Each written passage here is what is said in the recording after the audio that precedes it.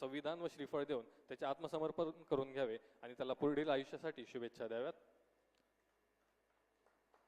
सोनू उर्फ भूपती हा आपल्या AK-47 रायफलसह मान्य मुख्यमंत्री सरांसमोर आत्मसमर्पण करीत आहे। हा मागील 40 वर्षांपासून माओवादी संघटनेमध्ये कार्यरत होता। महाराष्ट्र शासनाच्या एकूण 60 लाख बक्षिसासह सर्व राज्यांमध्ये मिळून भूपती उर्फ सोनू याच्यावर एकूण 5.5 कोटी रुपयांपेक्षा अधिक बक्षीस जाहीर केले होते। आत्मसमर्पणानंतर पुनर्वसनासाठी केंद्र व राज्य शासनाकडून याला एकूण 25 लाख रुपये बक्षीस म्हणून मिळणार आहेत। तसेच दिनांक 1 जानेवारी 2025 रोजी भूपती उर्फ सोनू याची पत्नी DKZCM तारक्का सीडाम हिने मान्य मुख्यमंत्री तथा गृहमंत्री महाराष्ट्र राज्य श्री देवेंद्र फडणवीस सर यांच्या समोर आत्मसमर्पण केलेले होते।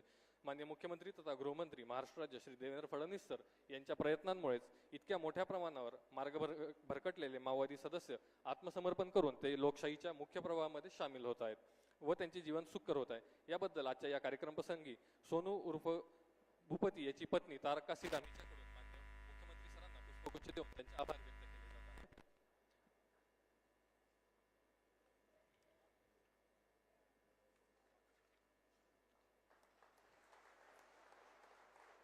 यानंतर या संपूर्ण आत्मसमर्पणाच्या कार्यक्रमासाठी विशेष परिश्रम घेणारे अधिकारी व अंमलदार यांना मान्य मुख्यमंत्री तथा गृहमंत्री महाराष्ट्र राज्य श्री देवेंद्र फडणवीस सर यांच्याकडून प्रोत्साहनपर बक्षीस देण्यात येणार आहे।